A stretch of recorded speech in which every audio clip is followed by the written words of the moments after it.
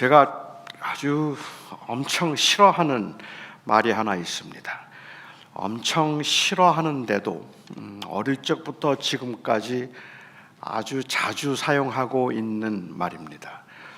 어릴 적에는 제 의지와 상관이 없이 강요에 의해서 그 말을 사용했고, 어른이 되고 난 다음에는 제 의지가 약해서 아주 자주 사용하는 말입니다.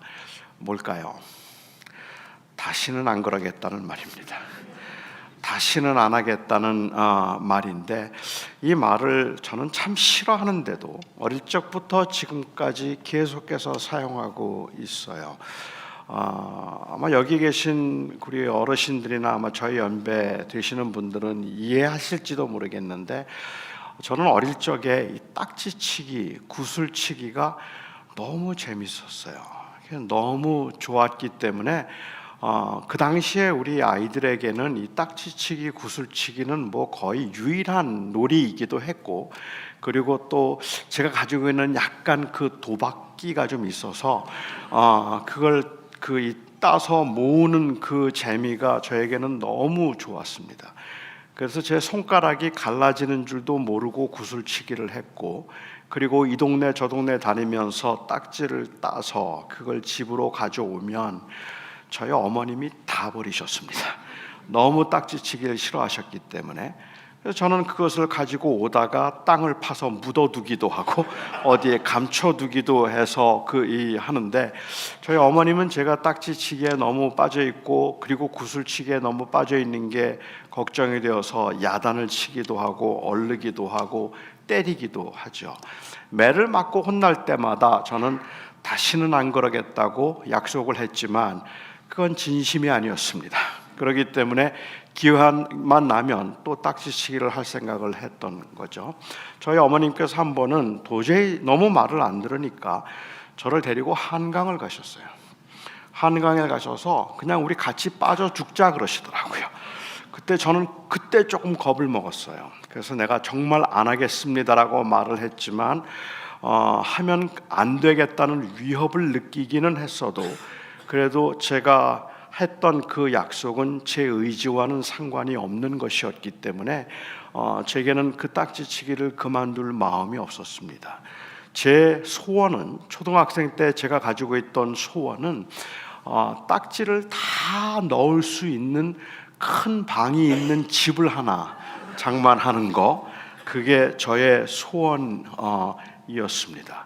그런데 정말 신기하게도 제가 중학생이 딱 되는 순간 그 딱지치기에 대한 열망이, 그런 그 욕구가 사라지더라고요.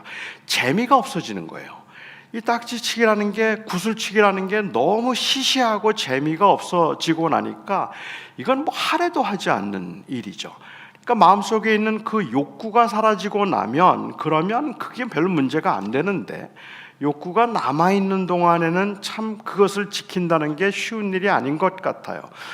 혼나면서 다시는 그러지 않겠다고 말했지만 그건 진심이 아니었기 때문에 저는 언제든지 다시 돌아갈 준비가 되어 있었던 겁니다. 어른이 되어 가면서는 저는 제가 하고 싶은 일만 할 줄 알았는데, 제 의지와는 상관없이 제 속에 있는 그 충동적인 욕망에 의해서 그 일을 행하고 난 다음에 반드시 후회할 수밖에 없는 일을 하고 있는 제 모습을 저는 또 발견했습니다. 저는 목회를 하면서 일주일 목회할 당시에는 일주일 중에 한 나흘 정도는 매일 저녁 밤 10시가 넘어서 저녁 식사를 했어요. 그러니까 그건 설교하기 전에 식사를 하는 게 좀 불편해서이기도 했고, 그리고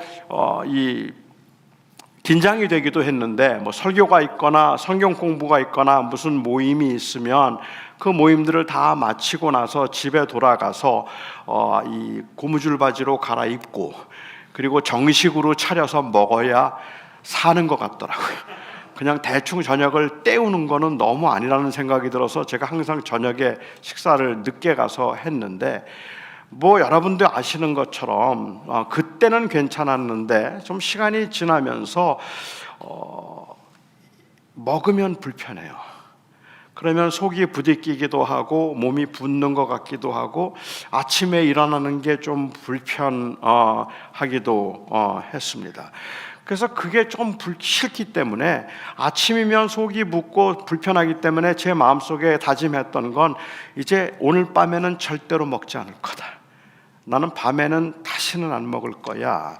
밤 늦게는 안 먹을 거야 라고 그렇게 작정을 하죠. 근데 그 작정은 진심이에요. 이거는 강요에 의한 것이 아니라 제가 정말로 밤에 먹으면 불편하니까 먹지 않겠다는 생각을 하기 때문에 그렇죠. 아침에 제가 집을 나오면서 제 아내에게 말합니다. 여보, 나 오늘 밤엔 아무것도 안 먹을 거야 라고 이야기를 해요. 제 아내는 안 믿죠. 그래도 저는 나 진짜야. 내가 만일 오늘 밤에 뭘 차려달라고 밤늦게 야참을 차려달라고 말하면 넌 사람도 아니야. 넌 돼지야 라고 그렇게 말해도 괜찮아. 내가 오늘 밤에 밥 차려달라 그러면 돼지야 라고 그래라 라고 이야기를 하고 저는 나옵니다. 왜냐하면 저는 정말 안 먹을 자신이 있었으니까. 먹고 싶은 마음이 전혀 없었기 때문에 그렇죠. 그런데 해가 지고 어둠이 몰려오면 제 몸이 사람이 아닌 짐승의 형태로 바뀌어가는 것을 제가 서서히 느끼기 시작합니다. 입에 군침이 돌기 시작하고 그리고 온갖 종류의 그 음식 냄새가 제 후각을 자극하기 시작하는데 뭐든지 먹어야 되겠다는 생각이 들어요. 그때쯤 되면 집에 들어가서 돼지라 그래도 좋다. 일단은 먹겠다 하는 생각이 들죠. 그래서 또 먹고는 후회를 합니다. 제가 언제나 먹는 걸 좋아해서 그렇다고 오해하지 말아주시기 바랍니다. 제 배가 채워지고 나면 그리고 다시 잠자리가 거북해지면 저는 진심으로 언제나 후회했기 때문에 그렇습니다. 그것은 진심이었어요. 정말 아침마다 다시는 안 하겠다고 다짐을 했고 그때는 절대로 넘어지지 않을 줄 알았는데 음식을 보면 시장기가 돌면 제 안에 또다시 음식 생각이 나고 음식에 대한 욕구가 생기는 겁니다. 이 문제를 해결할 수 있는 유일한 방법이 있다면 입맛이 떨어진다든지 아니면은 제가 배가 고프지 않은 것뿐입니다. 주변에 음식이 널려 있는데 내가 먹지 않겠다고 다짐을 해서 그것을 이긴다는 건 그리 가능한 일이 아니기 때문에 그렇죠. 여러분도 아마 정말 할 수 있을 것 같은데 그런데 안 되는 일들이 있잖아요. 이번에는 꼭 그렇게 할 거야 라고 다짐을 하는데도 그런데도 그 순간적인 충동적 유혹 때문에 또다시 넘어지고 또다시 넘어지는 일들이 있지 않겠습니까? 사람들이 유혹을 이긴다는 것은 특별히 죄성을 가지고 죄의 유혹을 이긴다는 건 정말로 힘든 일이기 때문에 어떤 사람들은 이 죄의 유혹을 이길 수 있는 방법에 관해서 이야기를 하기도 하고 어떻게 우리가 죄를 짓지 않고 살 수 있을까 하는 것을 이야기하면서 아마 가장 많이 나오는 심리학적인 접근이 있다면 그 죄의 가능성을 피하라는 거겠죠. 예를 들면 금식 기도를 하겠다고 마음을 먹었다면 5일이고 아니면 사흘이고 금식을 하기를 원하는 사람이 있다면 기도원을 가든지 아니면 어느 그 장소로 가서 음식이 없는 곳에 가서 기도를 하는 것이 금식을 할 가능성이 높습니다. 만약에 집에 음식이 많은데도 불구하고 내가 금식을 하겠다고 다짐을 한다면 그 유혹을 물리치기가 쉽지 않기 때문에 그렇습니다. 사람들이 그 유혹을 받는 줄 알면서도 그 유혹에 부딪혀서 유혹을 이기겠다고 말하는 것은 여전히 그 일에 대한 애착이 남아 있다는 뜻입니다. 정말로 그것을 이기고 싶다면 피해야 하고 멀어져야 하고 가까이 하지 말아야 하는 건데 나는 다시는 안 하겠다고 하지만 그럼에도 불구하고 내가 즐기고 원하는 것들을 그냥 그대로 가지고 있다면 안 되는 거죠. 혹 여러분 중에 골프가 여러분들에게 유혹이 된다면 그런데 나는 이제 골프 안 할 거야 라고 생각을 하면서 그 골프 클럽을 차에 가지고 다니신다면 아마도 사람들은 저 양반은 절대로 골프 그만두지 못할 거야 라고 자신 있게 말할 수 있을 거예요. 정말 그만두겠다는 마음이 있다면 갖다 버려야 되는 겁니다. 그런데 그걸 가지고 있으면서 하지 않겠다고 말하는 말은 믿기가 어려운 거겠죠. 유혹받을 줄 알면서 그 길로 가는 것, 그것은 아직도 애착이 있기 때문일 겁니다. 사실 저는 그런 관점에서 이 베드로의 부인을 한번 생각해 보고 싶었습니다. 베드로가 주님을 부인한 이 사건이 그의 생애에 있어서는 가장 수치스럽고 그리고 부끄러운 일이었겠지만, 잊을 수 없는 일이었겠지만, 왠지 저는 그에게서 연민이 느껴지기 때문에 그렇습니다. 그를 넘어지게 만들었던 것은 결국은 주님을 향한 그의 애정 때문이었다고 생각하기 때문에 그렇습니다. 비록 약하기는 했지만, 흔들리는 마음이 있기는 했지만, 그럼에도 불구하고 베드로나 다른 제자들은 주님을 진심으로 사랑했고 따르기 원했기 때문에 그런 거죠. 예수님께서 말씀하시기를 너희 중에 한 명이 나를 팔 것이다 라고 그렇게 말씀하셨을 때, 거기에 모여있던 12명의 제자들이 모두가 다 가슴이 덜컥 내려앉는 것 같았습니다. 왜냐하면 모두가 다 사실은 두려웠기 때문이에요. 불안했기 때문이에요. 주님을 따라다니면서 그 마지막 때쯤 되었을 때는 워낙에 핍박이 심하고 무슨 일이 일어날지 모르는 그 일촉즉발의 위험한 상황에서 주님을 따라다니는 게 좀 겁이 났거든요. 이게 정말 의미가 있는 걸까? 혹시 이러다가 잘못되는 건 아닐까? 그냥 다시 집으로 돌아가고 싶다. 3년 동안에 그 피곤하고 힘들었던 삶을 이제 좀 청산하고 싶다는 생각이 있었거든요. 그런데 주님께서 너희 중에 한 명이 나를 팔리라고 말씀을 하시니까 혹시 나의 흔들림을 아셨을까? 그래서 그 제자들이 돌아가면서 주님 앞에 물어요. Is it I, Lord? Are you talking about me? 주님, 나입니까? Is it I? 베드로도 물었고, 요한도 물었고, 야고보도 물었어요. 그리고 재밌게도 가룟 유다도 똑같이 물어요. Is it I, Lord? 그런데 가룟 유다가 물었던 질문했던 그 마음과 다른 11명의 제자들의 마음은 다른 거예요. 왜냐하면 가룟 유다는 이미 예수님을 팔기로 작정을 하고 돈을 받고 들어온 상태입니다. 그런데 주님께서 너희 중에 한 명이 나를 팔리라고 말씀을 하시니까 가룟 유다의 마음속엔 걸렸구나 하는 생각이었어요. 주님을 팔겠다는 자기의 마음이 걸렸다는 그런 생각 때문에 혹시 이거 어떡하지라는 두려움이었다면, 다른 제자들의 마음속에는 주님을 팔겠다는 마음이 전혀 없었지만 흔들림이에요. 불안하고 무섭고 그리고 자꾸만 망설여지는 자기의 모습을 주님께서 보셨는가? 하지만 그렇게 연약함 가운데 흔들리고 있는 모습을 주님께서 책망하시는 건 아니었거든요.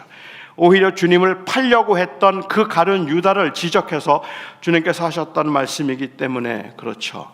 주님께서 식사를 하시는 중에 너희 모두가 다 나를 버리고 나를 떠날 것이라고 말씀하셨을 때 베드로는 한편으로는 화가 나기도 하고 한편으로는 속이 상하기도 했습니다. 비록 흔들리는 마음이 있기는 했지만 주님을 떠날 마음은 없었기 때문에 너희가 다 나를 버리고 나를 떠나리라고 말씀하실 때 그 주님의 말씀이 섭섭했죠. 그래서 베드로가 주님 앞에 말합니다. 주님, 여기에 있는 사람들이 다 주를 부인하고 떠난다 할지라도 저는 절대로 떠나지 않을 겁니다. 나는 절대로 주님을 버리지도 않고 주님을 떠나지 않을 겁니다라고 말했습니다. 이 말은 진심입니다. 그는 정말로 주를 위해서 주를 떠날 마음이 전혀 없었기 때문에 나는 절대로 주를 떠나지 않겠다고 말씀을 드렸는데 주께서 뜻밖의 말씀을 하시죠. 내가 오늘 밤 닭 울기 전에 3번 나를 부인하리라 라고 말씀하셨어요. 베드로로 생각할 때는 이거는 상상도 할 수 없는, 있을 수도 없는 일인 겁니다. 3번 주님을 부인하리라고 말씀을 하셨는데 오늘 밤이라고 말씀하셨고 그것이 새벽을 의미했다면 아마도 이 시간은 물론 지금 여기서 로마 시간인지 아니면 유대 시간을 지금 사용하고 있는 건지 요한복음은 왔다 갔다 하니까 제가 정확하게 말씀을 드리기는 어렵겠지만 적어도 오늘 밤이라고 말씀을 하셨다면 앞으로 5시간입니다. 앞으로 6시간입니다. 앞으로 5시간, 6시간 안에 그 늦은 밤에 내가 나를 3번 부인하리라? 있을 수도 없는 일이에요. 그런 일은 상상도 할 수 없는 일이에요. 아니요, 주님, 절대로 그런 일이 없을 겁니다라고 생각을 하는 거죠. 말도 되지 않는 일이니까. 하지만 만일 베드로가 주님의 말씀을 마음에 새겼더라면, 그리고 주님의 그 이 예지적인 능력에 대해서 이미 경험한 바가 있어서 주님이 말씀하신 대로 내가 나를 3번 부인하려는 말씀을, 그 말씀을 경고로 들었더라면, 그러면 지금 베드로가 해야 되는 가장 최선은 뭘까요? 주님을 부인하지 않기 위해서 아무도 만나지 않는 겁니다. 그 밤 늦은 시간에 빨리 아무도 보지 않는 골방으로 들어가는 거죠. 그리고 수면제 먹고 자면 됩니다. 그러면 그날 밤에 주님을 부인하지 않을 수 있는 거잖아요. 그 5시간만 견디면 되는 건데 5시간 동안에 그냥 아무도 만나지 않고 그냥 피하면 되는 거죠. 그렇게 하는 것이 죄를 피할 수 있고 주님을 부인하지 않을 수 있는 최선의 길이었다고 저는 볼 수 있을 것 같아요.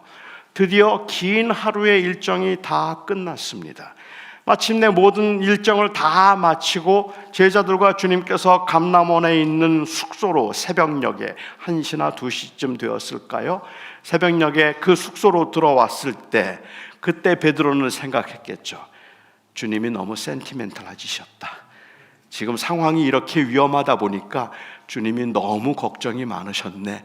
아무 일도 일어나지 않았는데, 주님을 부인하지 않았는데 괜히 주님이 지금 저렇게 높아심에 이런 말씀하신 걸 거야 라고 생각하고 잠자리에 들려고 하는데 느닷없이 군인들이 들이닥쳤습니다. 완전히 무장한 제법 많은 수의 군인들이 예수님을 잡기 위해서 왔어요. 그들과 맞서서 싸운다는 건 자살 행위입니다. 그런데 베드로가 칼을 뽑아들었어요. 그리고 그곳에 왔던 그 대제사장 말고라는 그 하인의 귀를 그만 잘라버렸습니다. 6월절에는 무기를 소지할 수 없었던 당시의 관례를 볼 때 그렇게 망치와 무기를 들고 찾아온 군인들도 불법이었고, 베드로의 경우에 있어서 무기를 소지할 수 없던 상황이었다면 베드로가 칼을 뽑아 들어서 그 대제사장 말고의 귀를 잘랐다고 말하는 이 칼은 장검이 아니라 그냥 생선을 다듬는 작은 칼이었을 가능성이 높습니다. 그러니까는 무기도 아닌 거예요. 완전 무장한 군인들이 쫙 몰려 들어왔는데, 그런데 베드로는 도대체 무슨 생각을 하고 작은 회칼, 이거 지금 그 조폭이 쓰는 회칼 아닙니다. 그런데 그 작은 생선을 다듬는 칼을 뽑아 들고는 싸우겠다고 맞서는 거예요. 그리고는 그 말고의 귀를 잘라서 피가 튀고, 그리고 그 귀가 잘라서 아우성을 치기 시작하는 겁니다. 주님의 예언적인 말씀이 틀렸다는 것을 베드로는 보여주고 싶었던 걸까요? 아니면은 여전히 그가 가지고 있는 즉흥적이고 영심 때문에 그야말로 그 위기의 상황에서 자기도 모르게 칼을 뽑아들고 그리고 주님을 보호하려고 했던 걸까요? 주님이 얼마 전에 네가 나를 3번 부인하려고 하셨던 주님의 말씀을 생각할 겨를도 없었고 그냥 주님을 보호하고 싶었을 겁니다. 저는 여기에서 베드로의 진심이 느껴진다는 거예요. 그냥 자기가 주님을 부인하지 않겠다는 영웅심 때문이었다면, 그리고 주님의 말씀이 틀려서 나는 주님을 절대로 부인하지 않겠다는 자기의 의를 드러내기 위해서였다면, 그러면 이때 조심해야 되는 거잖아요. 그런데 칼을 뽑아들었어요. 그리고 왔던 군인들, 함께 했던 사람의 귀를 잘라 상하게 만든 것이죠. 주님께서는 그 말고의 귀를 다시 붙여주시고, 그리고 주님께서는 그들과 협상을 하셨습니다. 귀를 잘랐던 베드로지만, 그리고 나머지 11명의 제자들을 다 그냥 무사히 내보내주는 조건으로 예수님이 잡혀가기로 하셨습니다. 그래서 예수님 홀로 붙잡혀 가시고 다른 제자들은 다 흩어졌습니다. 이때쯤 되면 베드로는 주님의 말씀은 사실일 수 있겠다는 생각을 했어야 합니다.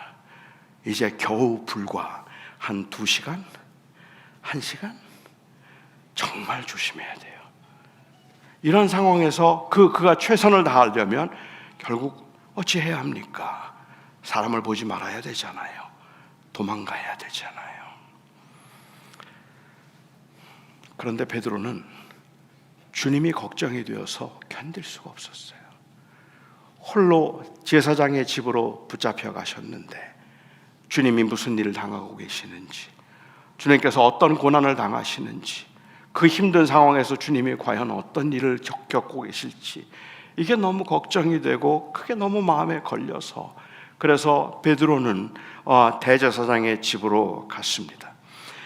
베드로가 대제사장의 집으로 들어가는 것은 사실은 어찌 생각하면 적진으로 혼자 뛰어드는 것과 다를 바 없는 그러한 행위입니다. 정말로 이상하죠. 대제사장의 집에 들어갈 때 베드로는 그 집을 들어갈 수가 없었기 때문에 그 대제사장과 안면이 있었던 다른 제자 요한을 데리고 갑니다. 그리고 요한이 마치 함께 동행을 해서 그 문을 지키는 여종에게 가서 이야기를 해주고, 그리고 베드로가 들어갈 수 있도록 그렇게 해주었는데, 그 여종이 베드로를 보자 말하기를 당신도 저 사람과 함께 있는 사람입니까? 라고 물었어요. 그런데 이 질문에는 그렇게 harmful한 질문이 아니었던 것 같아요. 위협적이지 않았던 것 같아요. 그러니까 그냥 아주 단순하게 나 아닌데, 아니라고 말을 했던 이유는 들어가기 위해서입니다. 그 질문이 제가 볼 때 그렇게 위협적이 아니었다고 생각하는 이유는, 적어도 여종의 입장에서 생각해 볼 때 요한과 안면이 있었다면 요한이 예수님을 따라다니는 제자였다는 건 이미 알고 있는 바입니다. 그러니까 요한이 들어오는 것을 막거나 요한과 상종을 하지 말았어야 하는 건데, 오히려 요한이 들어올 수 있도록 하고, 그리고 요한이 같이 데리고 왔던, 동행했던 베드로를 들어오라고 이야기를 하니까, 같이 들어오라니까 너도 저 사람하고 같은 사람이냐? 라는 그냥 질문이었겠죠. 들어가고 싶다는 마음 때문에 난 아니라고 부인을 했는데, 그때만 해도 그게 주님을 부인한 첫 번째 부인인 줄 몰랐을 겁니다. 그냥 들어가기 위한 화이트 라이라고 생각을 했을 겁니다. 그냥 주님이 걱정되었으니까. 그리고 베드로는 불을 쬐는 사람들 속에 끼어들어서 주님이 재판을 받으시는 장면을 목격했습니다. 예수님께서 대제사장의 하인에게 뺨을 맞는 것을 보았어요. 옷을 찢고 그리고 조롱하고 얼굴에 침을 뱉는데, 그야말로 당당하시고 그야말로 위엄이 넘치던 우리 주님께서 그 하인들에게 매를 맞고 조롱을 당하고 침뱉음을 당하고 뺨을 맞아서 얼굴이 퉁퉁 부어있는 그 모습을 보면서 베드로는 처음으로 무서웠습니다. 이거 진짜구나, 이거 잘못하면 죽겠구나 하는 그 생각을 그는 했을 겁니다. 그렇게 당당하시던 주님이 너무 초라해 보였고, 그 당시 이 제사장들의 권력은 정말 대단한 것이라고 그 권력의 무상함을 실감하고 있었는지도 모릅니다. 갑자기 두려워졌어요. 그런데 함께 불을 쬐고 있던 사람이 베드로를 보면서 말합니다. 당신도 그들 중에 한 명 아닙니까? 당신이 저 사람과 함께 있던 사람 아닙니까? 라고 물었어요. 이때 베드로가 난 아니라고 이야기했습니다. 그때는 위협에 그가 했던 말이죠. 잘못하면 죽는구나 라는 생각이 들어서 그는 의식하고 부인을 한 겁니다. 나는 결코 아니라고 이야기를 했어요. 그런데 베드로를 정말로 당황하게 만드는 일이 발생했습니다. 같이 불을 쬐던 사람 중에 한 사람이 베드로를 유심히 바라보는 거예요. 그렇게 바라보더니, 그를 유심히 바라보던 그가 말하기를 내가 동산에서 함께 있는 걸 내가 봤는데? 이야기해요. 이 사람은 이 베드로가 칼을 휘둘러서 귀를 잘랐던 그 말고의 친척이었어요. 그리고 그 자리에 함께 있었어요. 자기와 함께 갔던 친척이 귀가 잘려서 어둡기는 했지만 누군가 갑자기 칼을 들고 휘둘러서, 조용하던 상황에서 갑자기 칼을 휘둘러서 자기의 친척이 소리를 지르고 그리고 피가 튀는 그러한 상황에서 막 아우성을 치고 있던 그 현장에서 그 칼을 휘둘렀던 사람을 못 보았을 리가 없는 겁니다. 틀림없이 봤단 말입니다. 그렇기 때문에 당신 내가 봤는데 그때 칼 휘두르던 사람, 내 친척의 귀를 잘랐던 사람 아니냐라고 이야기를 했어요. 이건 너무도 부인할 수 없는 상황입니다. 이럴 때쯤 되면, 그런데 부인하는 그 억지스러움은 우리는 우리의 삶 속에서도 보지만 너무 분명하고 확실한데도 아니라고 말할 때 그 말도 안 되는 그 억지스러움, 여러분도 아시잖아요. 이게 말이 안 되는 이야기죠.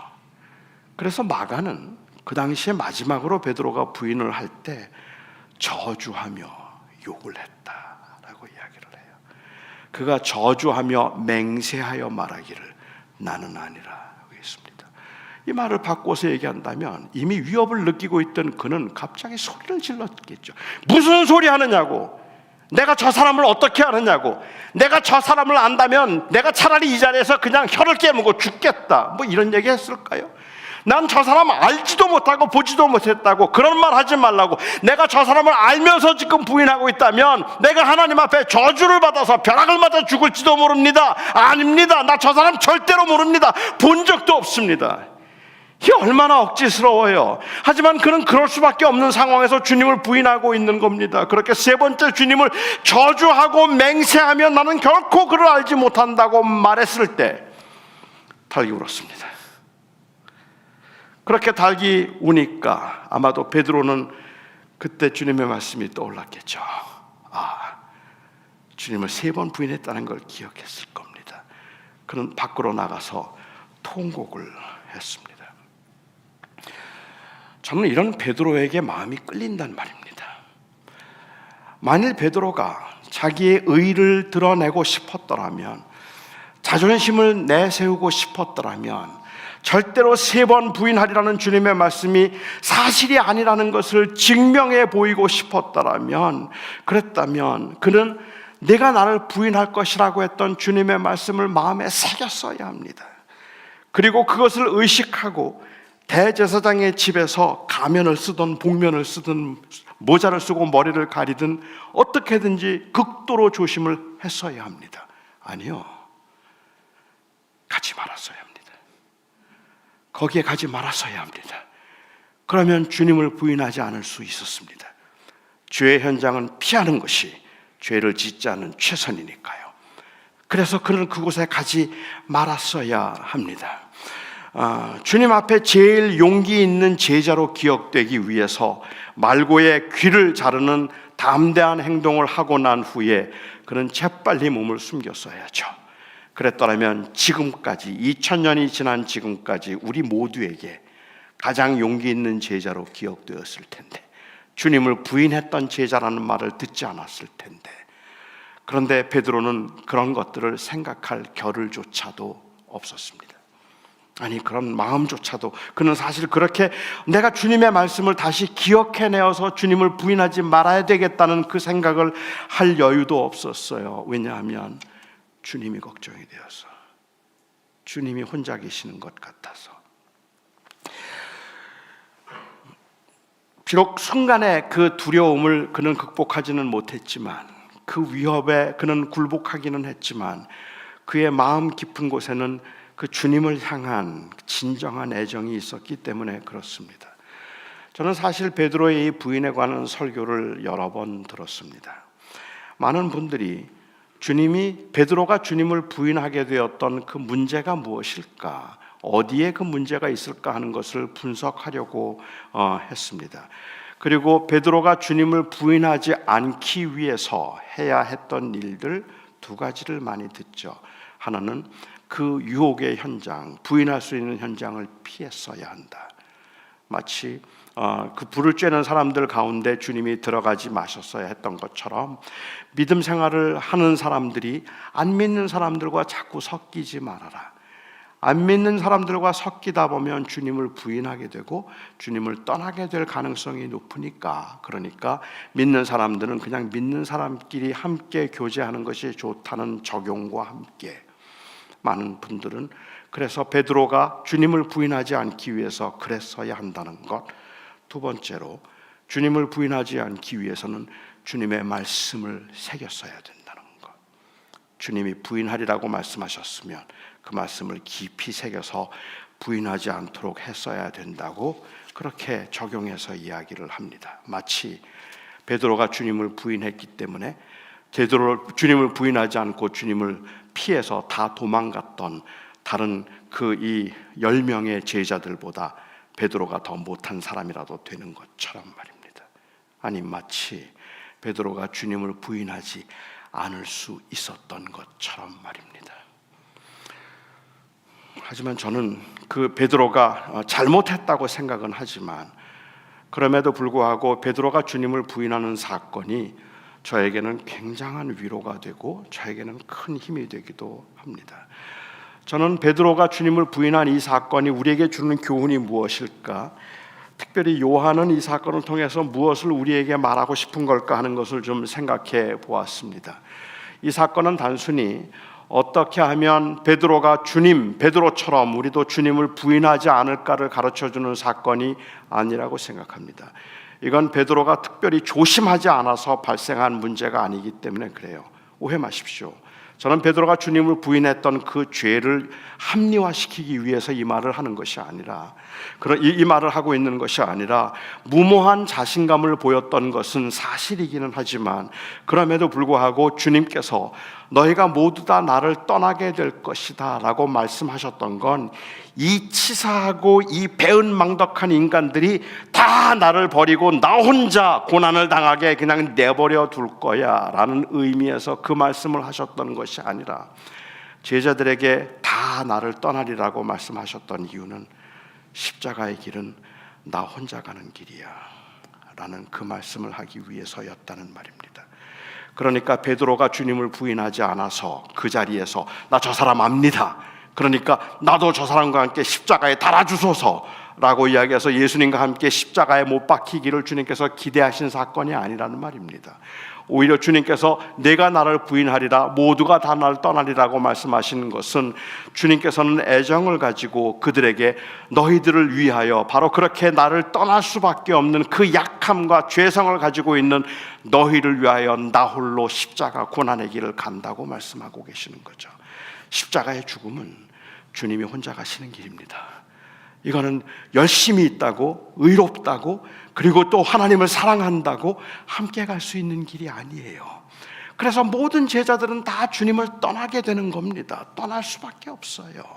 그리고 주님께서는 그 길을 혼자 가시게 될 것이라서 너희들이 다 나를 떠나게 될 것이라는 사실에 대한 그 분노와 배신감을 주님께서 제자들에게 말씀하신 것이 아니라 내가 이 길을 너희를 위하여 간다 하는 그 말씀을 하기 위해서 주님은 다 나를 떠날 것이라고 말씀을 하셨다고 그렇게 보아야 하지 않을까라는 생각을 합니다. 주님은 베드로나 아니면 제자들이 심지어는 그 이후에 교회가 마치 그 베드로의 그 부인을 맞출 수 있었던 그 주님의 신기한 능력에 감동해서 그 신성을 인정하고 그래서 그 주님을 부인하지 않게 되리라는 것을 말씀하고 계시는 것이 아니라 주님께서 그 십자가의 길을 통해서 우리에게 주실 이 은혜가 얼마나 무한한 것인가를 말하기 위해서였다고 생각을 하는 거죠. 제가 그렇게 생각하는 이유는 바로 누가복음 22장에 있는 말씀 때문에 그렇습니다. 주님께서 베드로가 3번 나를 부인할 것이라는 말씀을 하시기 직전에 주님은 31절에서 이런 말씀을 하셨습니다. 시몬아 시몬아 보라, 사탄이 밀가부르듯 하려고 너를 청구하였으나 내가 너를 위하여 내 믿음이 떨어지지 않기를 기도하였노라. 내 믿음이 떨어지지 않기를 위하여 기도하였노라. 너는 돌이킨 후에 내 형제들을 굳게 하라.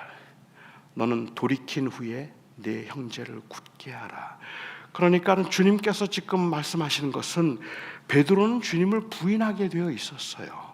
그래서 베드로가 주님을 부인하게 될 텐데 주님이 기도하셨던 것은 사탄이 너를 밀가부르듯이 청구하였으나 나는 내 믿음이 떨어지지 않기를 위하여 기도하였노니 내가 주님을 부인하게 되겠지만 그렇지만 3번 부인하리라고 말씀하신 후에 하지만 내가 너를 회복시키면 그러면 내 형제를 굳게 하라 말씀하고 계시는 거죠.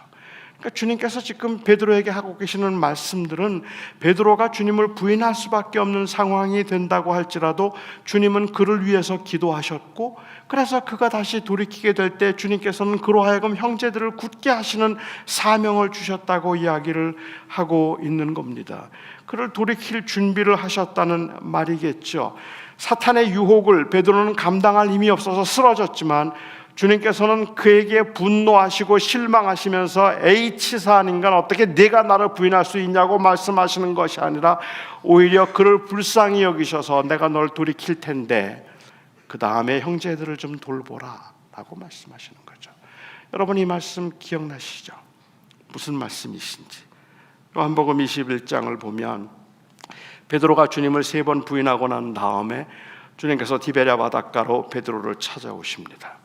사실 베드로하고 주님께서 요한복음의 기록을 보면 3번째 보여주시는 모습이지만 첫 번째, 두 번째 나타나셨을 때 주님께서는 이 베드로하고 아니면 다른 제자들하고 깊이 이야기를 나누지는 못했던 것 같아요. 그런데 마지막 3번째 디베랴 바닷가에 나타나셨을 때는 같이 아침 식사를 하셨으니까 이야기를 제법 나눌 수 있었던 것 같습니다. 그리고 주님께서 베드로와 함께 산책을 하시면서 둘이 대화를 나누시고 요한은 뒤를 따라오고 있었죠. 그때 주님께서 베드로에게 말씀하셨습니다. 요한의 아들 시몬아, 시몬아. 베드로라는 말씀을 안 하셨어요. 내가 나를 사랑하느냐. 그런데 주님께서 내가 나를 사랑하느냐고 말씀하실 때 그냥 사랑하느냐고 말씀하신 것이 아니라 Do you love me more than these people? 내가 이들보다 나를 더 사랑하느냐라고 말씀하셨어요. 여기에 이들보다라고 하는 것이 주격 대명사일 수도 있고 목적격 대명사도 있어서 여기 있는 이 모든 사람들보다 나를 더 사랑하니 그러한 의미일 수도 있겠고, 지금 여기에 생업을 하고 있는 낚시를 하는 일이나 이 모든 일들보다 나를 더 사랑하니라는 의미도 볼 수도 있겠지만, 이걸 만약에 주격 대명사로 본다면 여기에 이 사람들이 나를 사랑하는 것보다 내가 나를 더 사랑하니? 그 질문일 수도 있어요. 저는 이 후자일 것 같다는 생각이 왠지 들어요. 요한복음의 문맥을 볼 때는 이 사람들보다 내가 나를 더 사랑하니? 베드로가 대답합니다. 주님, 내가 주를 사랑합니다. 내가 주를 사랑하는 줄 주께서 아십니다. 그래, 그러면 내 양을 먹이라. 두 번째 또 물으셨어요. Do you love me more than these people? 이 사람들보다 너는 나를 더 사랑하니?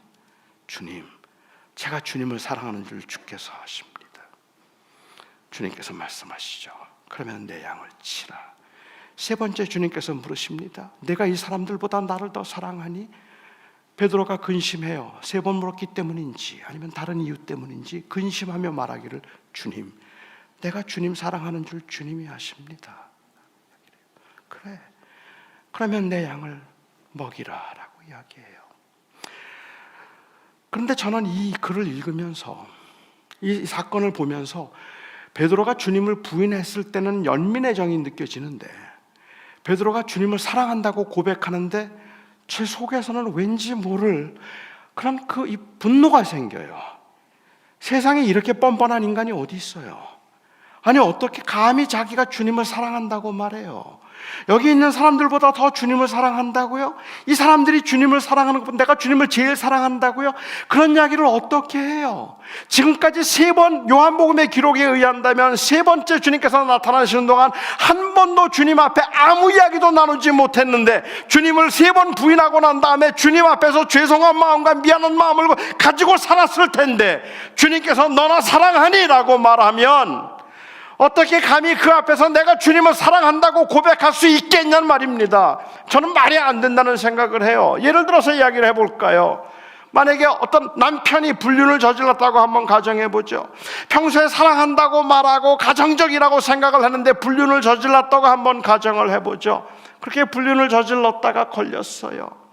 너무 상처를 받은 아내가 남편에게 물어요. 여보, 당신 나 사랑해? 그러면 뭐라고 말해야 돼요? 당신 나 사랑해? 그런데 그럼 사랑하지. 이러면 맞아요. 그렇잖아요.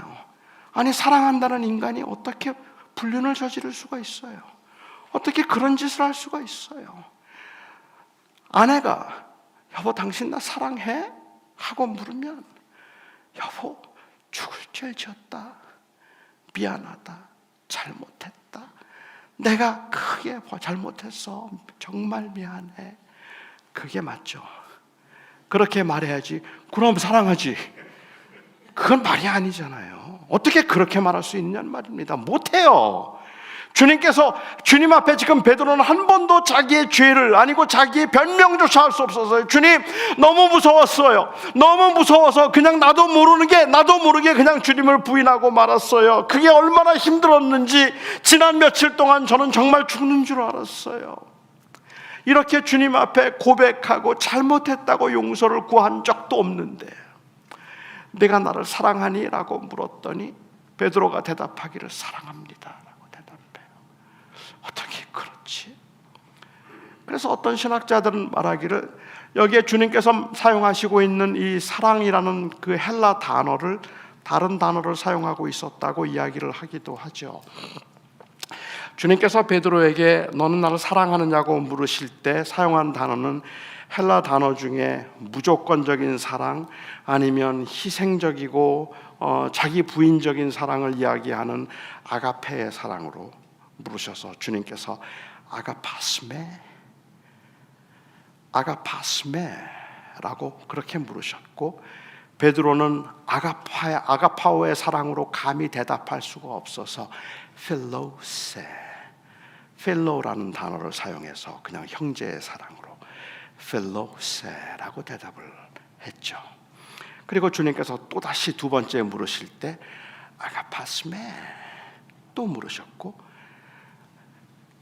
아가파오세라고 대답할 수가 없어서 필로세라고 또 대답을 했고, 세 번째로 주님께서 물으시면서 동사를 바꾸셨어요. 그래서 필레이스메 라고 필로에, 그 베드로가 사용하는 동사를 쓰니까 베드로는 갑자기 마음에 근심이 생겨서 내가 주를 사랑하는 줄 주께서 아십니다. 여전히 필로세라고 말하죠. 그러니까 베드로는 아가페의 사랑으로는 자신이 없고 형제의 사랑으로 필로세라고 대답을 했다라고 그렇게 보기도 해요. 사실 그렇게 보는 게 저에게는 굉장히 위로가 되기는 해요. 하지만 그럼에도 불구하고 여전히 저는 아가페가 아닌 필로우라도 그렇게 사랑한다는 고백을 한다는 것 자체가 너무 염치가 없어 보이고, 두 번째로 그것보다 더 다른 건 그 신약 그 언어학자들이 많이 강조하는 것처럼, 사실 요한복음에서는 이 필로우와 그 다음에 아가파오가 호환돼서 사용된 경우들이 너무 많아요. 그러니까 이 두 단어가 하나는 우리가 생각하는 것처럼 아주 무조건적인 고상한 사랑이고, 하나는 좀 지상적인 형제간의 사랑을 이야기한다고 보는, 그렇게 요한복음에서는 그렇게 보기가 어려울 만큼 두 단어가 호환되어서 사용되었기 때문에 여기에서는 그냥 동사를, 사랑이라는 단어를 다르게 사용한 것뿐이라고 그렇게 보는 현대신학자들의 그 언어학적인 증거들도 저는 무시 못한다고 생각해요. 그래서 저는 그것도 일리가 있다는 생각인데, 저는 그게 아니더라도 사실은 저는 주님께서 지금 요한복음을 통해서 말하려고 하는 그 말씀의 의도가 무엇일까를 생각해 보자고 하면, 이게 그런 게 아니다고 할지라도 사실은 주님께서 너나 사랑하니? 라고 말씀하시는데, 그냥 사랑하느냐고 묻는 것이 아니라 지금까지 요한복음에서 베드로가 보여주었던 그 담대함, 그리고 그 자신감, 이 모든 사람들보다 내가 당신 주님을 더 사랑합니다. 이 모든 사람들이 다 주님을 떠날지라도 나는 주님을 떠나지 않을 겁니다. 이 모든 사람보다 내가 더 주님을 사랑합니다라고 말했던 그가 3번 실패했다는 말입니다. 그렇게 실패하고 깨진 상황에 있는 그를 찾아오셔서 주님께서 내가 나를 사랑하느냐라고 물으셨을 때, 이 모든 사람들보다 나를 더 사랑하느냐고 물으셨을 때, 힐레오든 아가파오든 감히 베드로가 내가 주를 사랑합니다라고 그렇게 고백할 수 있었던 것은 자기의 의지에서부터 비롯되는, 이 모든 사람들보다 내가 주님을 더 사랑합니다라고 하는 그 자신감을 말하고 있는 것이 아니라, 제가 이야기한 적어도 요한복음의 문맥에서 보면 주를 사랑한다는 말은 주님의 사랑에 대한 반응입니다. 그러니까 내가 사랑합니다라는 말은 바꿔 얘기하면 내가 주님이 나를 사랑하는 줄 이제 압니다.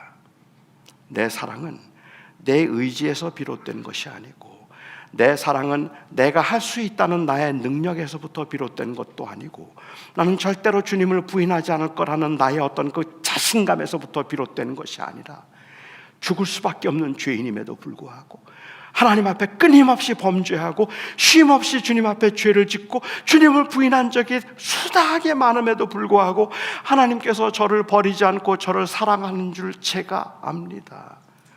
So I love you. 그러니까 베드로가 주님 앞에 이제 사랑합니다라는 고백은 자기의 의지적인 고백이 아니라 예수 그리스도를 통해서 보여주신 하나님의 사랑에 대한 반응일 뿐이에요. 우리가 주님을 사랑한다고 고백하는 것은 오늘도 찬양에서 내가 주님을 사랑합니다, 주님을 사랑합니다, 온 마음 다해서 주님을 사랑합니다라고 고백하는데 그 사랑한다는 고백의 근거는 나는 다른 사람보다 주님을 더 사랑합니다, 이 모든 사람들보다 내가 주님을 제일 사랑합니다라는 자기의 의지적 그러한 고백을 하고 있는 게 아니잖아요. 내가 사랑합니다라고 말하는 것은 죄인임에도 불구하고 하나님이 나를 얼마나 사랑하시는지 제가 압니다, 그 고백이잖아요. 그러니까는 내가 사랑한다는 말은 I know that you love me, so I love you. 그래서 내가 주를 사랑합니다라는 그 고백 아니겠습니까? 그러니까 우리는 하나님의 사랑, 예수님께서 우리를 위하여서 그 홀로 십자가의 고난의 길을 가시면서 우리가 마치 예수님과 같은 수준에서 주님을 절대로 부인하지 않을 수 있고 절대로 죄를 짓지 않을 수 있는 그러한 상황에서, 그 경지에서 내가 주님을 정말로 사랑합니다라고 담대하게 외칠 수 있기를 주님께서 기대하고 계시는 것이 아니라, 주님께서 우리에게 기대하고 계시는 것은 내가 너를 위하여 십자가의 길을 갔다. 너는 비록 연약하고 부족하고 너는 죄인이지만 바로 그 죄를 위하여 내가 십자가의 길을 갔다. This much I love you. 내가 이렇게 너를 사랑해 라고 말씀해 주시고, 주님, 제가 그 사랑을 알아서 내가 주님을 사랑합니다라 고백하는 것이죠. 오늘날 교회가 가지고 있는 심각한 문제 중에 하나는, 어쩌면 우리가 믿음 생활을 하면서 굉장히 많은 교인들이 지치기도 하고 그리고 디프레션에 빠지게 되는 그러한 이유 중에 하나가 있다면 무엇일까 하면, 저는 교회에서 그동안에 너무 많이 하나님을 사랑하는 것에 대해서 거의 하나님을 사랑하라는 강요처럼 말한 것 같아요. 그러니까 우리는 자꾸만 하나님을 나의 헌신으로, 헌금이든 봉사든 구제든 아니면 선교든 그것들을 통해서 하나님을 We try to impress the Lord with our love. 하나님을 자꾸 임프레스 하려고 하는 거죠. 그런데 주님께서는 우리가 하나님을 임프레스 할 때 기뻐하시기보다는 오히려 주님께서는 우리가 하나님의 사랑에 임프레스 될 때 기뻐하시는 분이시죠. 왜냐하면 하나님은 그러기 위해서 우리에게 아들까지 주셨으니까. 내가 너 이렇게 사랑해, 내 아들 줬잖아, 그렇게 말씀하고 계시는데도 우리는 그 주님의 아들을 바라보기보다 자꾸 우리의 의의를 이야기해요. 나 주님 사랑해요, 정말로 나는 주를 위해서 뭐든지 할 수 있어요 라고 이야기를 하면 No. 주님을 기쁘시게 하는 건 Do you know how much I love you? 그 질문이지 Do you know how much do you love me? 그게 아니거든요. 근데 우리는 너무 많은 경우에 내가 얼마나 주를 사랑하는가 하는 것에 잡혀서 하나님이 나를 얼마나 사랑하시는가를 놓치는 경우가 있는 것 같아요. 우리는 그러니까 아무것도 하지 말고 그 사랑에 감동되라는 이야기를 하는 것이 아니라, 우리를 움직이게 만드는 힘은 우리의 의지가 아니라는 말이에요. 우리의 의지가 우리를 움직이게 만드는 힘이라면 아마 저는 이 자리에 없습니다. 여러분도 마찬가지일 거라고 저는 생각해요. 제가 여전히 이 자리에 있음은 나는 주님을 사랑하기 때문에 주 앞에 범죄한 적이 없습니다. 그래서가 아닙니다. 수없이 흔들렸지만, 수없이 넘어졌지만, 계속해서 하나님 앞에 부끄러운 그런 삶을 살았지만, 그럼에도 불구하고 제가 오늘 이 자리에 있음은 바로 나를 용서하시고 나를 버리지 아니하시고 여전히 나와 함께 하시는 그 사랑 때문이죠. 그 예수 그리스도를 통한 하나님의 사랑이 나를 강권하여서 살아가는 거죠. 그래서 에베소서에서도 사도 바울은 에베소 교인들에게 나는 내가 내 마음과 뜻과 정성과 목숨을 다해서 너의 하나님을 그리스도를 사랑하기를 원하노라, 그러기를 기도한다라고 말하지 않고 3장에서 그는 말하기를, 그 고난 가운데 환난 가운데 버겁게 믿음 생활을 하고 있는 그 교회에 아주 위대한 사명, 이방인과 유대인이 그리고 남자와 여자가 종과 자유인이 하나가 되어야 되는 위대한 사명을 말씀하시면서 주님께서 말씀하시기를 나는 너희가 그리스도 예수 안에서 너희를 향하신 하나님의 사랑의 길이와 넓이와 깊이와 높이를 더욱 알기를 원한다 라고 기도를 하죠. 우리를 움직이게 만드는 힘은 우리의 사랑이 아닙니다. 그리스도의 사랑입니다. 얼마 전에 제가 비행기를 탔다가 아주 극성스러운 아이의 옆에 앉아서 왔습니다. 이 아이가요, 잠시도 가만히 있지를 않아요. 의자를 자꾸 뛰어넘으려고 하고 복도로 막 기어 나가려고 하는 거예요. 그러면 그 엄마가 옆에서 그 아이를 붙잡는데 이 아이는 그냥 가만히 있지 않고 계속 뒤척이고 계속 왔다 갔다 하려고 막 그러는 거예요. 근데 보니까 제가 창가에 앉았고 이 아이가 앉았고 엄마가 앉았고 뒤에 아빠가 앉았고 할머니가 앉았어요. 그 아이가 하도 왔다 갔다 하길래 제가 엄마한테 내가 자리를 바꿔줄 테니까 아빠가 앞으로 오고 내가 뒤로 가면 어떻겠느냐라고 그렇게 제안을 했어요. 그랬더니 엄마가 고맙지만 괜찮대요. 아니 내가 안 괜찮은데 그런데 괜찮대요. 그냥 괜찮다고 그래요. 참 별나다는 생각을 했어요. 아이를 저렇게 키우니까 애가 버릇이 없지 혼자 속으로 막 중얼중얼대고 있었죠. 별 생각을 다 하고 있는데 이 아이가 막 산만하게 막 움직이다가 엄마의 목을 꼭 끌어안고는 또 얘기해요. Mommy, I love you. 그래요. 그러면 이 엄마는 또 I love you too 하고 또 막 다독여주는 거예요. 그런데 그 아이를 끊어주는데 이 극성스러움이 너무 저는 싫어서 살을 닿는 게 싫은 거예요. 그리고 그 아이가 자꾸만 왔다 갔다 하는 것조차 기분 나쁘고 보면 제가 인상을 쓸 것 같아서 계속 저는 창가만 보고 그리고 오는 거죠. 인상을 쓰고 저 마음속으로는 제발 좀 가만히 있어라. 이 부산스럽게 굴지 말고 그냥 정말 좀 조용히 좀 가만히 좀 있어라 하는 생각만 들었습니다. 그런데 비행기가 착륙할 즈음에서 이 아이에게 꽤 심한 장애가 있다는 것을 알았습니다. 다리가 굉장히 많이 휘어 있었고 그리고 전체적인 발육도 좀 부진해 보였습니다. 저는 그제서야 이 아이가 가지고 있는 그 장애 때문에 이 아이가 그냥 가만히 있었으면 좋겠지만 전혀 움직이지 않고 얌전히 있는 것보다는 뛰다가 넘어져도 조금 다쳐도 극성스럽게 다니면서 걷는 법을 배우고 사람들과 함께 어우러지는 법을 배우고 싶어 했던 엄마의 마음을 좀 이해할 수 있겠더라고요. 그래, 조금 넘어지더라도 극성스럽게 그렇게 하지만 난 얘 창피해서 데리고 못 다니겠어요 라고 집에 그냥 묶어두지 않고 그래도 그 아이를 데리고 다니면서 그래서 사회성을 익히고 그리고 버겁 힘들지만 자꾸 넘어지겠지만 그래도 그 아이가 자꾸 움직여서 뭔가를 하려고 하는 그 모습들을 계속 격려해주고 싶었던 엄마의 마음 제가 느낄 수 있었습니다. 그리고 나니까 이 아이가 막 그렇게 부산스럽게 울다가 제 옆에 있는 콜라를 쏟아도 그렇게 밉지가 않더라고요. 같이 이해하고 싶은 마음이 생기고 괜찮지라는 생각을 하게 되었습니다. 사람들이 많은 곳에서 야단을 치는 것보다 그 아이를 묶어놓고 집에 두고 다니는 것보다 오히려 그냥 데리고 다니고 싶은 그 부모의 마음을 느끼고 나니까 그 아이가 하는 일들이 그렇게 언짢지 않았습니다. 우리가 믿음으로 살려고 애를 쓰는데 그런데 이게 잘 안 돼서 흔들리고 넘어질 때 주님께서는 야, 아무것도 말고 그냥 들어박혀 있어. 나와서 다니지도 말고 사람들하고 교제하지도 말고 그냥 조용히 집안에 있어서 나를 부인하지 마라고 말씀하시기보다 오히려 주님께서는 그 주님을 사랑하는 애정 때문에 흔들리고 넘어지기는 하지만 여전히 주님의 공동체 안에서 말씀으로 살아보려고 씨름하고 그러다 또 흔들리고 또 깨지고 그러면 주께서 그를 또 위로하시고 그를 그의 사랑 가운데 붙들어 주셔서 그 믿음의 길을 가게 하신다면 우리가 가지고 있는 문제 중에 하나가 있다면 우리는 너무 실패를 두려워하고 있다는 것인지도 몰라요. 우리는 넘어짐을 너무 마치 그래서 제게 큰 결함이 있는 것처럼 당연히 그럴 수밖에 없죠. 우리는 절대로 주님이 원하시는 대로 살 수가 없을 테니까. 주님께서 저에게 말씀하시기를 옛사람에게 말하는 바 살인하지 말라는 말을 너희가 들었거니와 나는 네게 이르노니 누구든지 형제를 미워하는 자는 살인한 자니라.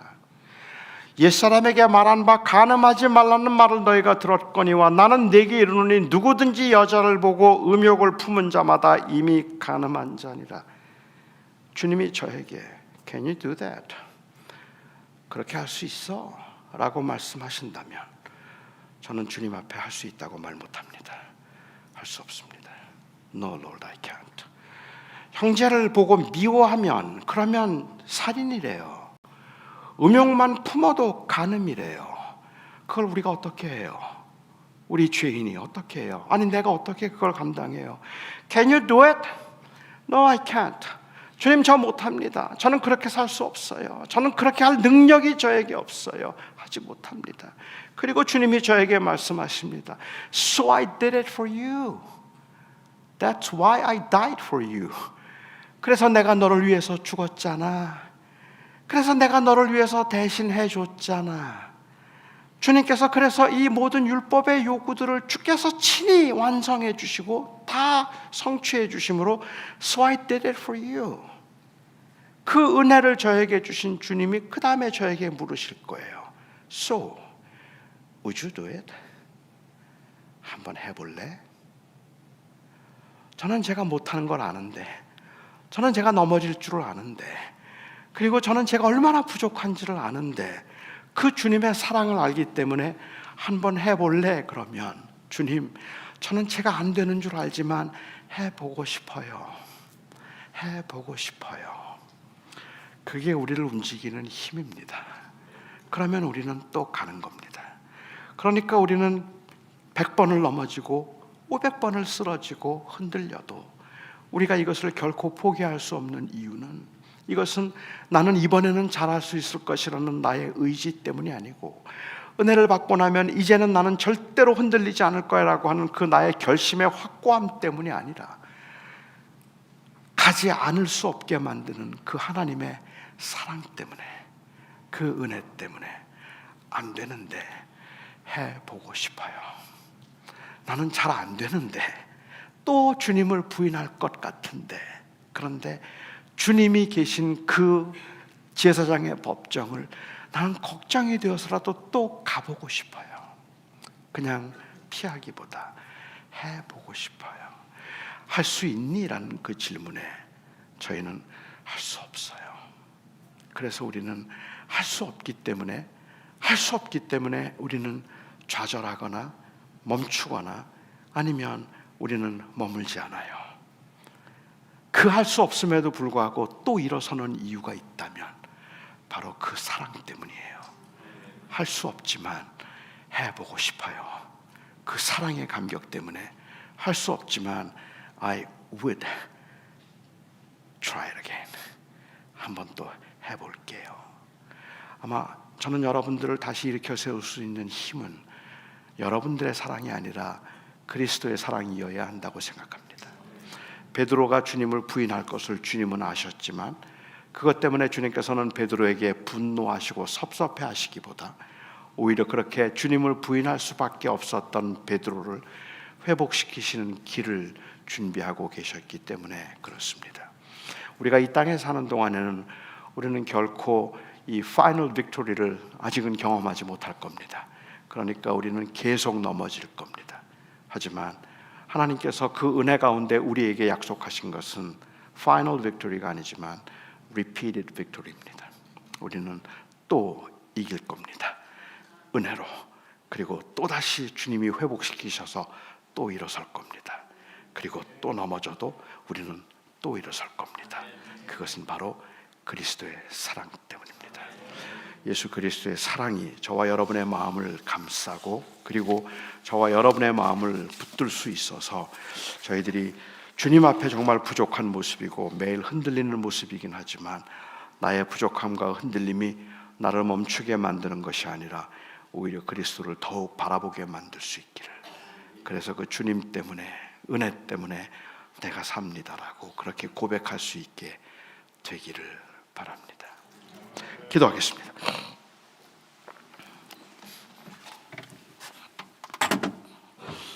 사랑하는 나의 아버지 하나님,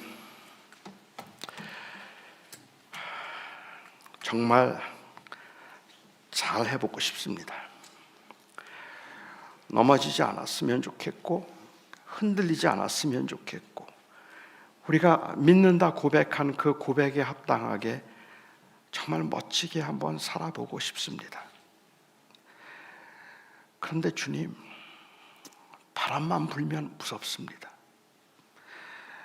사람들의 그 날카로운 시선 앞에서 속절없이 무너져 버리는 것이 저희들의 모습이고, 주님만 영화롭게 하며 살겠다고 그렇게 다짐을 했는데도 사람들이 조금만 칭찬해 주어도 마치 제가 최고인 것처럼 그렇게 우쭐해지는 것이 저의 모습입니다. 하나님만 영화롭게 하며 사역을 감당하겠다고 그렇게 다짐했는데도 하나님 돌아보면 오히려 나를 울게 만들고 웃게 만들었던 것들은 다 세상이 말하는 성공이고 세상이 말하는 실패였던 것을 돌아볼 때 저는 정말 아니구나라는 생각이 들 때가 너무 많습니다. 그럼에도 제가 오늘 이 자리에 있다면 이것은 이제는 변했다는 저의 어떤 그 고백 때문이 아니라 그럼에도 주님의 사랑은 여전했다는 그 고백 때문입니다. 하나님은 저를 떠나신 적도, 하나님은 그래서 저를 버리신 적도 없었고, 주님께서는 그 사랑과 은혜로 지속적으로 주께서 저에게 새로운 힘과 용기를 주심으로 끊임없이 저를 향한 하나님의 사랑을 확인시켜 주셔서 오늘도 제가 이 자리에서 감히 설교를 합니다. 우리 사랑하는 성도들이 살아가는 삶의 현장도 너무 버거운데 마음에 원하는 대로 살기보다는 원함이 있음에도 불구하고 순간적이고 그리고 또한 그 충동적으로 솟구쳐 오르는 욕구와 원망과 그리고 그 좌절의 마음 때문에 얼마나 자주 흔들리고 넘어지는지, 주님, 우리의 그 연약함 가운데도 우리가 오늘 하나님 앞에 진심으로 감사하며 내가 주를 사랑합니다라고 우리가 한 목소리로 고백할 수 있었음도 바로 그 은혜 때문입니다. 하나님, 이곳 포틀랜드에 또 살아가야 하는 우리 사랑하는 성도들과 우리 교역자들, 목회자들, 그리고 교회들을 주님께서 붙들어 주셔서 하나님, 그 하나님의 은혜와 하나님의 사랑을 경험하고 선포하고 그 사랑으로 서로를 격려하는 아름다운 그 주님의 원하심을 드러내는 사역들이 지속적으로 이루어지게 하여 주시옵소서. 주께서 함께 하심을 감사하며 우리의 생명이 되시고 그리고 또한 우리를 그 아들의 은혜와 아들의 죽음을 통하여 우리를 자녀 삼으신 그 놀라운 하나님의 사랑의 확증이 되신 예수 그리스도의 이름으로 기도하옵나이다. 아멘.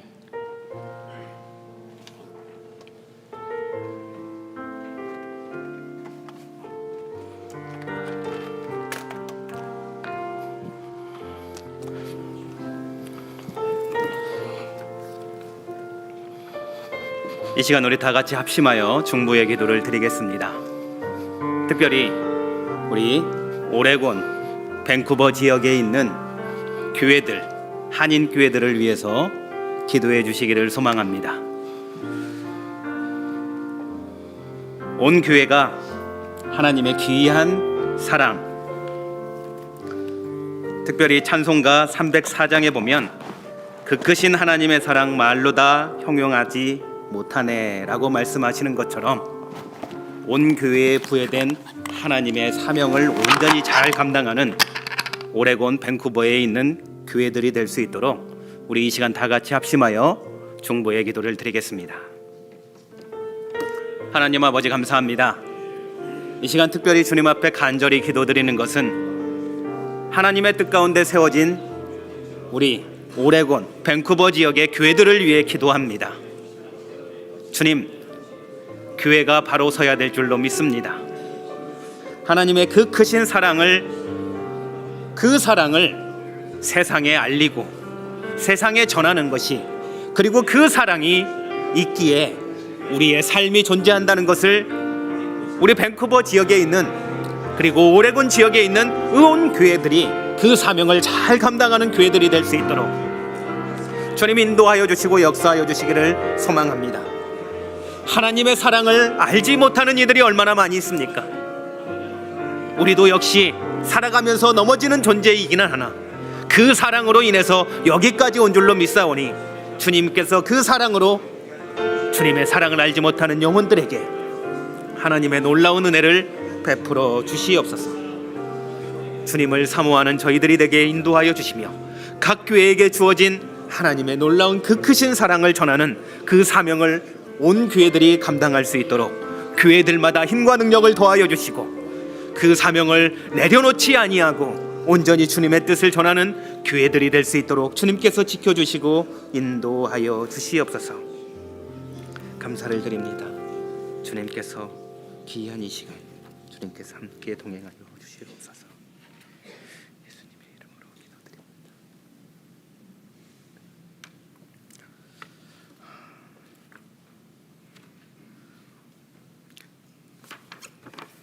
연합회의 광고의 말씀을 먼저 드리겠습니다. 2024년 오레곤 밴쿠버 교회 연합회 봄 말씀 사경회에 허락해 주신 하나님께 감사를 드립니다. 시간마다 귀한 말씀을 전해 주시는 노진준 목사님께 다시 한번 감사의 말씀을 드립니다. 예배 장소를 허락하신 교회들, 순서를 맡으신 모든 분들, 그리고 찬양팀에게 감사의 말씀을 드립니다. 예배 후 친교가 준비되어 있습니다. 한 분도 빠짐없이 교제에 참여해 주시기를 바랍니다. 어린이 그림 성경 창작 활동 세미나 안내를 해드리겠습니다. 우리 오레곤 밴쿠버 교회연합회가 준비하고 있는 어린이 그림 성경 창작 활동 세미나, 민혜정 전도사님을 모시고 5월 17일 그리고 5월 18일 두 차례에 걸쳐서 진행을 하려고 합니다. 광고의 말씀을 보시고 여러분들 모든 교회가 참여해 주시기를 다시 한번 부탁의 말씀을 드립니다. 우리 찬송 94장 주 예수보다 귀한 것이 없네 라는 찬양을 부르며 준비하신 봉헌을 드리도록 하겠습니다.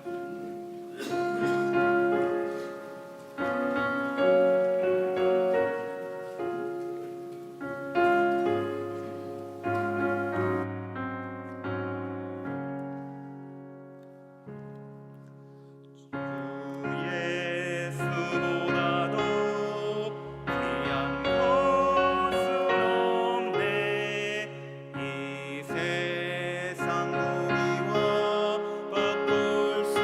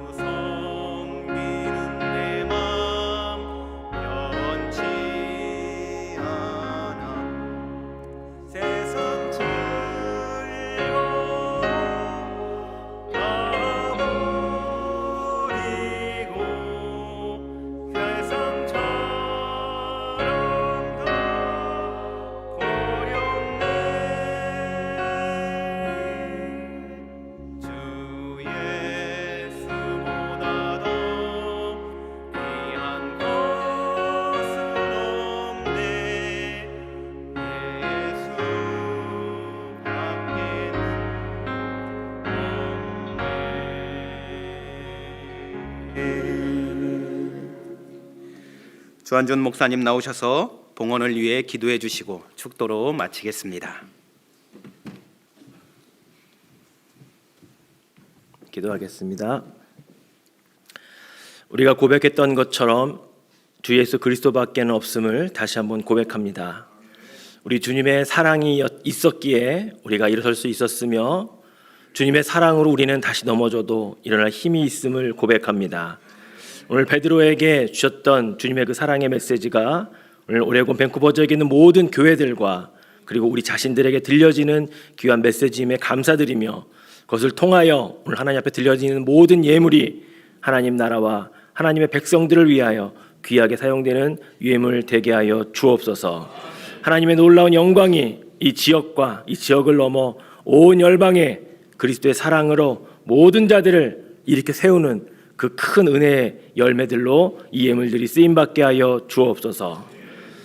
이제는 우리를 사랑하여 주시는 예수 그리스도의 크신 은혜와 하나님 아버지의 무한하신 사랑과 성령의 놀라운 은혜와 은총이 오레곤 밴쿠버 지역의 모든 교회들과 그 교회에 속하여 주님의 사랑을 경험하고 그것을 많은 사람들에게 전하기를 원하며 다짐하는 주님의 거룩한 백성들 위해 지금부터 영원까지 함께 하시기를 간절히 축원하옵나이다. 아멘.